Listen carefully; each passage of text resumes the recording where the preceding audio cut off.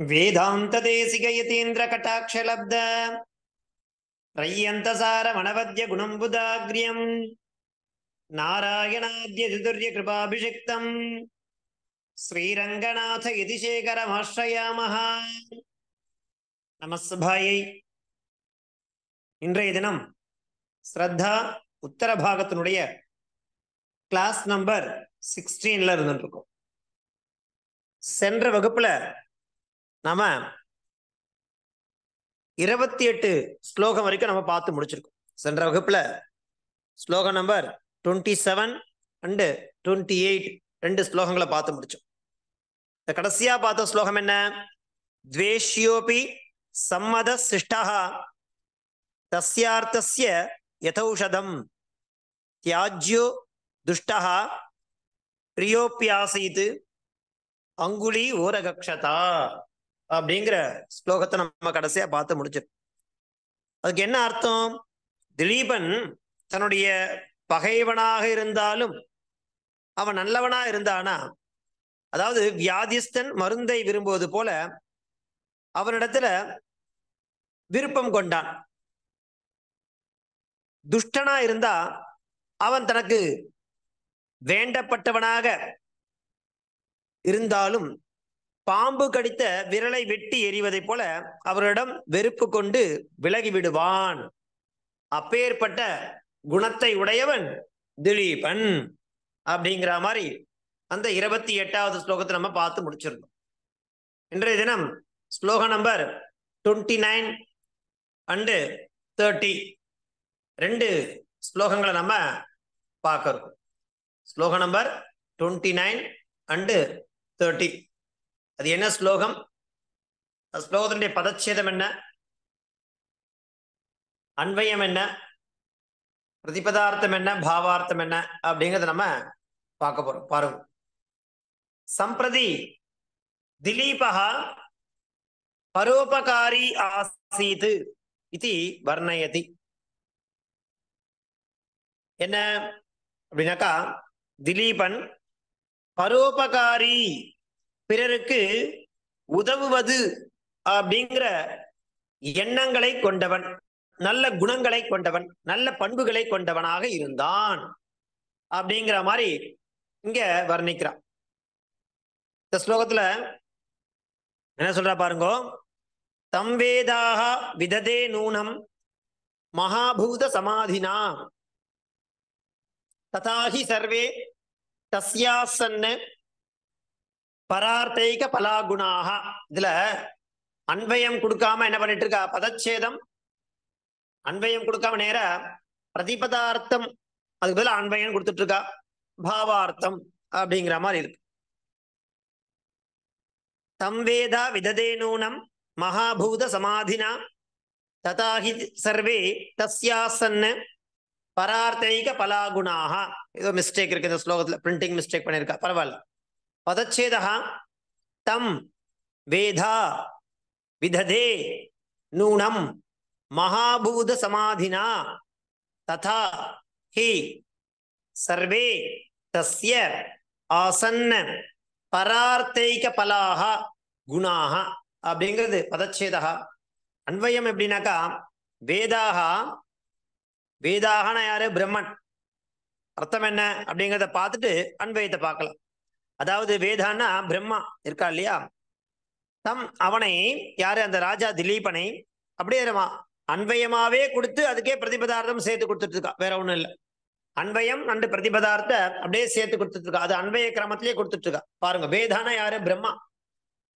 தம், தம்னா ராஜானம் திலீபம் அவன் இருக்கா இல்லையா, அவனை மகாபூத சமாதினா, அதாவது பஞ்ச மகாபூதானாம் சமாவேசேன, இந்த பிரம்மா அவனை எப்படி படைத்தார் அப்படின்னாக்கா, இந்த பஞ்சபூதங்கள்னு சொல்லக்கூடிய பிருத்திவி, அப்பு, தேஜஸ், வாயு, ஆகாசம் சொல்லக்கூடிய அந்த பஞ்சபூதங்களை மூலப்பொருளாக கொண்டு சமாவேசேன பஞ்ச மகாபூதானாம் சமாவேசேன, அதாவது 5 பஞ்சபூதங்கள் இருக்கு இல்லையா, ஐம்பூதங்கள் இருக்கு இல்லையா, அதாவது பிருத்திவி, அப்பு, தேஜஸ், வாயு, ஆகாசம், நிலம், நீர், காற்று, நெருப்பு இருக்கு இல்லையா, ஆகாயம்லாம் இருக்கு இல்லையா, அந்த 5 பஞ்சபூதங்களை கொண்டுதான் அவன் என்ன பண்றான், மூலப்பொருளாக வச்சுண்டு விததே. விததேனா என்ன, படைத்தான். அது எப்படி, நூனம் நிச்சயமா இந்த பஞ்ச மகாபூதானாம் சமாவேசனதான் பிரம்மாவானவர் இவன் என்ன பண்ணிருக்கார், விததே. விததேனா சிருஷ்டவான், படைச்சிருக்காராம். யாரு, பிரம்மா. வேதாக, வேதாகன பிரம்மா. ததா யதா, எந்த காரணத்தினால அப்படி சொல்றார் அப்படின்னாக்கா, மகாகவி காளிதாசன் தஸ்ய அந்த ராஜ்ஞா திலீபஸ்ய சர்வே சகலாக, சர்வேனா சகலாக அனைத்து விதமான குணாகா, குணங்கள் இருக்கு இல்லையா, தயாதய தயை முதலான குணங்கள், அது எல்லாமே பரார்த்தைக பலாக, அதாவது பரோபகாரார்த்தமேவ ஆசன்ன அவர்த்தந்த. அவங்கிட்ட இருக்கக்கூடிய அனைத்து விதமான குணங்களும் பிறருக்கு உதவுவதின் பொருட்டே பிரம்மாவால படைக்கப்பட்டிருக்கான். எப்படி இந்த லோகத்துல பஞ்சபூதங்கள் படைக்கப்பட்டிருக்கு இல்லையா, அந்த பஞ்சபூதங்கள் என்ன பண்றது அப்படின்னாக்கா, பரோபகாராய, பிறருக்கு உதவுவதற்காகத்தான் இருக்கே தவிர தனக்காக இல்லை. அந்த மாதிரி இந்த திலீபன் இருக்கான் இல்லையா, அவனுடைய குணங்கள் தயாதயா, அது எல்லாமே பரார்த்தைக பலாக ஆசன்னு அவர்த்தந்த, பிறருக்கு உதவுவதின் பொருட்டே தான் அமைஞ்சிருக்கு. எப்படி பஞ்சபூதங்களுடைய மூல, அது எப்படி நடந்திருக்கும் சாத்தியம் அப்படின்னா மகாகவி காளிதாசன் வர்ணிக்கிறான். தம் வேதா விததே நூனம் மகாபூத சமாதினா ததாஹி சர்வே தஸ்யாசன்னு பரார்த்தைக பலாக குணாகா அப்படிங்கிறது ஸ்லோகம். வேதா அந்த பிரம்மா, அந்த தம் ராஜானம் அந்த திலீபன மகாபூத சமாதினா பஞ்சமகாபூதானாம் சமாவேசேன நூனம் நிச்சயேன விததே சிருஷ்டவான். ததா யதா ஹி, எந்த காரணத்தினால அப்படின்னாக்கா, தஸ்ய ராஜ்ஞா திலீபஸ்ய சர்வே சகலாக குணாக தயாதயா பரார்த்தைக பலாக பரோபகாரார்த்தமேவ ஆசன்னு அவர்த்தந்த. பாவார்த்தா, சிருஷ்டிகர்த்தா யாரு, பிரம்மா. விதாதா, படைச்சாராம் இவனை, யார, திலீபன். எப்படி, பஞ்சானாம் மகாபூதானாம் சமாவேசேன, பஞ்சபூதங்களை மூலக்கூறுகளாக கொண்டு ஒன்றிணைத்து திலீபம் நிர்மிதவான், திலீபனை படைத்தார். அதஹா, தேர்ஃபோர், தஸ்ய அவனுடைய சர்வே குணாக அனைத்து விதமான சகலாக குணங்கள்லாம் இருக்கு இல்லையா, தயாதயா எல்லாமே பரேஷாம் பிறருக்காகவே, உபகாரார்த்தம் பிறருக்கு உதவுவதற்காகவே, ஏவ ஆசன்ன உதவுவதற்காகவே மட்டுமே இருந்தது அப்படிங்கிறது இந்த 29வது ஸ்லோகத்தின் பாவார்த்தம். ஸ்லோகம் என்ன, தம் வேதா விததே நூனம் மகாபூத சமாதினா ததாஹி சர்வே தஸ்யாசன்ன பரார்த்தைக பலாகுணாக சம்பிரதி திலீபः பரோபகாரி ஆசீத் இதி வர்ணயதி. தம் வேதா விததே நூனம் மகாபூத சமாதினா ததாஹி சர்வே தஸ்யாசன்ன பரார்த்தைக பலாகுணாக அப்படிங்கிறது 29வது ஸ்லோகம். அடுத்து நாம பார்க்க போறது ஸ்லோகம் நம்பர் 30. என்ன ஸ்லோகம் அது பாருங்க. சம்பிரதி திலீபः சக்கரவர்த்தி ஆசீத் இது வர்ணயதி. இந்த ஸ்லோகத்தின் மூலமாக மகாகவி காளிதாசன் என்ன வர்ணிக்கிறான் அப்படின்னா பாருங்கோ. அதாவது திலீபன் எப்படிப்பட்ட ஒரு ஆட்சியை பண்ணான் தெரியுமா, ஒரு சக்கரவர்த்தி போல இருந்தான். சக்கரவர்த்தினா சகலமும் ஆளக்கூடியவன் தான் சக்கரவர்த்தி. சிறிய நாட்டுக்கெல்லாம் கிடையாது. இவனுக்கு கீழே இருக்கிற எல்லாரும் வேணா சிற்றரசர்களாக இருக்கலாமே தவிர இவன் பெரிய சக்கரவர்த்தி. இவனுக்கு கீழே தான் எல்லா சிற்றரசர்களுமே இருந்தா. அப்படின்னா அவனுடைய எல்லை எப்படி இருக்கும் தெரியுமா, திலீபன் கடல் வரை நீண்ட இந்த பூமியை ஆண்டான். அவனுடைய அந்த ராஜ்யத்துல கடற்கரையே பெரிய கோட்டை சுவராக இருந்ததா. கடற்கரையே பெரிய கோட்டை சுவர், அதை தாண்டி யாரும் வரவே முடியாது. அந்த கடலே அகலாகவும் இருந்தது. அவனுடைய ஆணைக்கு எதிர் ஆணை அப்படிங்கிறது கிடையவே கிடையாது. அந்த ராஜ்யத்துல அவனுக்கு எதிரா ஆணை பிறப்பிக்கிறவா யாருமே கிடையாது. இவன் இடுறதுதான் கட்டளை. அப்பேற்பட்டவனாக இருந்தான்.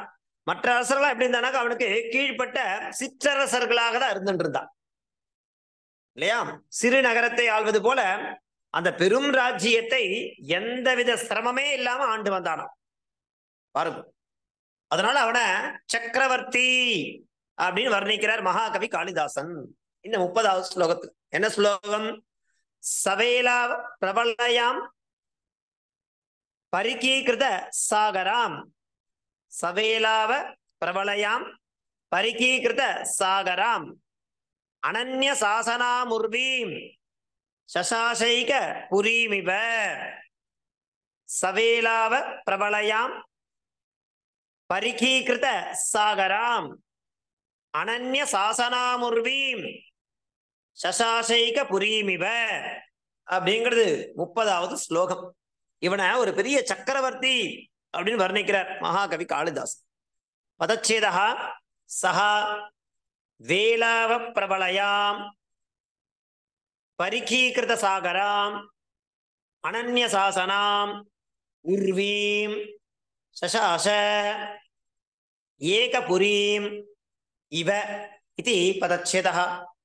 அன்பய சஹ சஹன யாரு? திலீபா. வேலாவ பிரபலயாம் என்ன சொல்றார்? வேலாவ பிரபலயான கடற்கரையே கோட்டை சுவராக உடையது. வேலாவ பிரபலயான கடற்கரையே இவனுடைய ராஜ்யத்தின் எல்லைக்கு கோட்டை சுவராக இருந்தது. பரிகீகிருத சாகராம் இல்லையா? அவனுடைய ராஜ்யத்திற்கு கடற்கரையே கோட்டையாகவும் கடலே அகழாகவும் இருந்தது. அனன்ய சாசனாம். அனன்ய சாசனா வேற்று அரசர்கள் அப்படிங்கிறவாளுக்கு இங்க ஆணை பிறப்பிக்கிறதுக்கு எந்த அவகாசமும் இல்லை. அனன்ய சாசனம், இவனை தவிர வேற யாரும் கட்டளை இட முடியாது, இவன் தான் ஆணை பிறப்பிக்கணும். உர்வீம் அந்த பூமியை ஏகபுரீம் ஏவ ஒரு நகரத்தை ஆள்வது போல சசாச ஆண்டான். யாரு? திலீபன். பிரதிபதார்த்தா சஹ ராஜா திலீபா. வேலாவ பிரபலயாம் சமுத்திர தடானி ஏவ. சமுத்திரம் அப்படிங்கிறது தான் அவனுடைய பவுண்டரிக்கு எல்லாம். அதுவே என்ன இருக்கு? மதில் சுவரா இருக்கு. பிராகார வேஷ்டானி யஸ்யாக தாம். பிராகாரம்னா என்னது? மதில் சுவர். அந்த மதில் சுவரே எழுப்பப்பட்டது எது அப்படின்னாக்கா அந்த கடற்கரையே மதில் சுவர்களாக பாவிக்கப்பட்டது. அதுதான் என்னது? வேலாவ பிரபலயாம் சமுத்திர தடானி ஏவ பிராகார வேஷ்டானி யஸ்யாக தம் தாம் பரிகீகிருத சாகராம் துர்கவேஷ்டனீகிருதாக சமுத்ராக இல்லையா? யஸ்யாக தாம். அந்த அதாவது என்ன சொல்லுவானாக்கா கடலே அகழ் அப்படின்னு சொல்லுவான். அப்படி இருந்தது அவனுக்கு இல்லையா? எல்லை பவுண்டரி எல்லாமே அதான். அனன்ய சாசனாம் அபரஸ்ய சாசனாரகிதாம். வேற யாரும் கட்டளை இடாதவாறு இருந்தான். அப்ப இவன் தான் கட்டளை இட முடியும், ஆணை பிறப்பிக்க முடியும். அப்படி உர்வீம் அந்த பிருத்வீம் அந்த பூமியை ஏகபுரீம் ஏக நகரம் ஒரு நகரம் ஒரே நகரமாக இவ யதா போல ததா சசாச சாசனம் கிருதவான் சம்பூர்ண பிருத்திவியாக.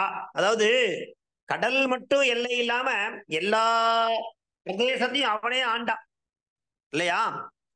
பரிகீகிருத சாகராம் கடல் அப்படிங்கிறது அவனுக்கு பவுண்டரி, அதுவே மதில் சுவர். அதுக்கு உட்பட்ட எல்லா பிரதேசத்தையும் என்ன பண்ணா இவன் தான் ஆள்றான். சம்பூர்ண பிருத்திவியாக ராஜா திலீபா ஏகா ஏவ ஆசீத். ஏகா ஏவ ஆசீத் இல்லையா? அதே மாதிரி சமக்ராம் பிருத்திவீம் சஹா ஏக நகரம் இவ பாலயதி ஸ்ம. அனைத்து அந்த பூமியையும் என்ன பண்ணா ஒரே சின்ன நகரமாக ஆண்டு வந்தான்.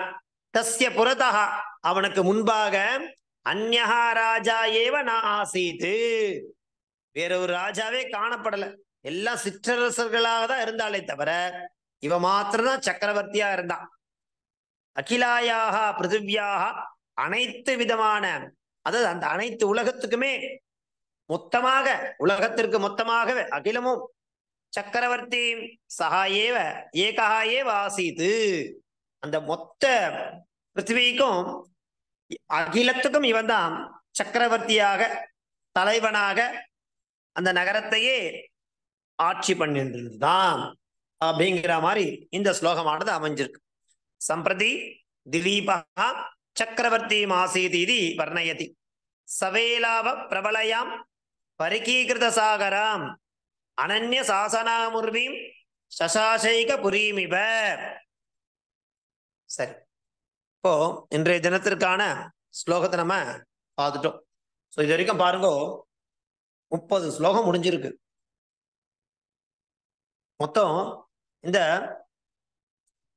ரகுவம்ச மகாகாவியத்தினுடைய பிரதம சர்க்கத்துல 95 ஸ்லோகாஸ் இருக்கு. அததான் நம்ம இப்ப இந்த ஸ்ரத்தா உத்தர பாகத்துல படிக்க போறோம். முதல்ல தொடங்கும் போது 1 ஸ்லோகம் 2 ஸ்லோகம் அப்படியே தான் இருந்தது. ஆனா இன்றைய தினம் பாருங்க, 30 ஸ்லோகம் வரைக்கும் நாம கடந்து வந்திருக்கோம். கடந்து வந்த பாதையை நம்ம திரும்பி பார்க்கணும். 30 ஸ்லோகங்கள் நமக்கு பூர்த்தி ஆயிருக்கு. ஒரு ஸ்லோகத்துக்கு 4 பாதங்கள். ரொம்ப சுலபம். பிரதிதினம் அந்த ஸ்லோகங்களை பாராயணம் பண்ணிட்டே வந்தா நம்மால என்ன பண்ண முடியும்? அழகா அந்த ஸ்லோகத்தை பார்த்து வாசிக்க முடியும். இன்னும் நன்னா பாராயணம் பண்ணா பார்க்காமையே சொல்ல முடியும். அப்படியே என்ன பண்ணணும்? இந்த ஸ்லோகத்துல இருக்கிறத ஸ்லோகம், பதச்சேதம், அன்வயம், பிரதிபதார்த்தம், பாவார்த்தம் சொல்லிட்டு நம்ம அப்படியே என்ன பண்ணணும்? வாசிச்சுட்டே போனாக்கா நமக்கு நிறைய சொற்கள், அதனுடைய ஞானமானது கிடைக்கும். இந்த சொல்லுக்கு இந்த அர்த்தம், இது தாத்பரியம், இது பதார்த்தம் அப்படிங்கிறது நமக்கு ஸ்புரிக்கும். அதனால உங்ககிட்ட தொடர்ந்து சொல்றது அதுதான். எழுதுறேன், ரொம்ப சந்தோஷம். நிறைய பேர் விடாம அந்த வாரத்துக்கு உண்டான ஹோம்ஒர்க்கை அனுப்பிச்சிடுறேன்.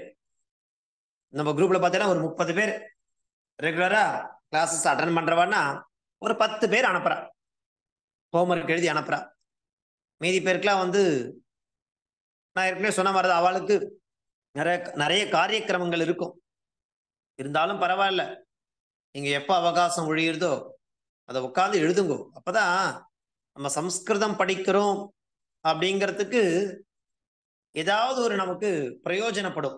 இல்ல நானும் சம்ஸ்கிருதம் படிக்கிறேன்றதை விட நான் ஸ்ரத்தையா சம்ஸ்கிருதம் கத்துக்கிறேன்றதுக்கு வித்தியாசம் இருக்கு. உங்களுக்கே புரியும். அதனால இன்னும் யாரெல்லாம் ஹோம்ஒர்க் எழுதாம இருக்கீங்களோ அவெல்லாம் கொஞ்சம் இதுக்காக கொஞ்சம் ஒரு 10 நிமிஷம் அவகாசம் ஒதுக்கி எழுதுங்க. ஏன்னா நம்ம 2வது ஸ்டேஜில் இருந்துட்டு இருக்கோம். கத்துண்ட அக்ஷரங்கள், அந்த பேசிக் சம்ஸ்கிருதம் இதெல்லாம் மறந்து போகாம இருக்கணும்னா இந்த ரகுவம்சத்துல இருக்கக்கூடிய ஸ்லோகம், பதச்சேதம், அன்வயம், பிரதிபதார்த்தம், பாவார்த்தத்தை நம்ம தொடர்ந்து வாசிச்சுட்டு அபியாசம் பண்ணிட்டே வந்தாதான் அந்த பேசிக் கத்துனது எல்லாமே நமக்கு மறக்காம இருக்கும். இல்லைன்னா மறந்து போயிடும். இன்னும் பாருங்க, இன்னும் போக போக உங்களுக்கு நிறைய இருக்கு படிக்கிறதுக்கு. சப்தமஞ்சரி அப்படிங்கிற புஸ்தகத்தை உங்களுக்கு நான் PDF அமைச்சிருந்தேன். அதுல இருக்கக்கூடிய சப்தங்களை அகாராந்தம், இகாராந்தம், உகாராந்தம், ரிகாராந்தம் அப்படின்னு சொல்லிட்டு நிறைய சப்தங்கள் இருக்கு. அஜந்த புல்லிங்கம், அஜந்த ஸ்திரீலிங்கம், அஜந்த நபும்சகலிங்கம், அலந்த புல்லிங்கம், அலந்த ஸ்திரீலிங்கம், அலந்த நபும்சகலிங்கம், அப்புறம் சர்வநாம சப்தம், சங்கியா வாச்சக சப்தம் சொல்லிட்டு சப்தங்கள்ல அநேக விதமான சப்தங்கள் இருக்கு. அந்த சப்தங்களையும் நம்ம என்ன பண்ணணும்? தொடர்ந்து நாம விபக்திலாம் தெரிஞ்சுட்டோம். எல்லாம் மறந்து போயிடும். ஏகவச்சனம்னா என்ன, திவ்யவச்சனம்னா என்ன, அந்தம்னா என்ன, லிங்கம்னா என்ன, எல்லாமே மறந்து போயிடும்.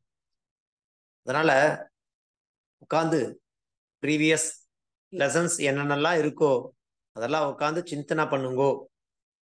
கிளாஸ் அன்வயிக்கிறது மாத்திரமே போராது. அதனால உட்காந்து அபியாசம் பண்ணுங்க. இன்றைய தினத்திற்கான அவகாசம் ஆயிடுத்து. அடுத்த கிளாஸ்ல உங்களை நான் வந்து படிக்கிறதுக்கு அவகாசம் கொடுக்குறேன். ஏதேனும் சம்சயம் இருந்தா கேளுங்கோ, கிளியர் பண்றேன். இல்லைன்னா நம்ம கிளாஸ முடிச்சுக்கலாம். தாசன். ஹரிஓம் ஜி. ஜி ம் ஜி அந்த ஒலிம்பிக் ஆடு சம்ஸ்கிருத இது சொன்னீங்களேங்க ஜி, ஆமா. அதுல இப்ப இது வந்து போர்ஷன்ஸ் என்ன இது சிலபஸ் எடுக்கவே முடியல. பேசிக் சம்ஸ்கிருதம் சொன்னேமா. ஃபர்ஸ்ட் லெவல்ல நீங்க என்ன படிச்சீங்களோ அது படிங்க போறோம். அஸ்தும் ஜி. ಧನ್ಯವಾದಗಳು. ಧನ್ಯವಾದ ಧನ್ಯವಾದ ಧನ್ಯವಾದ ಧನ್ಯವಾದ ಧನ್ಯವಾದಗಳು ಸರ್. ಧನ್ಯವಾದ ಮಹೋದಯ. ಧನ್ಯವಾದ ಜಿ. ಧನ್ಯವಾದ ಮಹೋದಯ.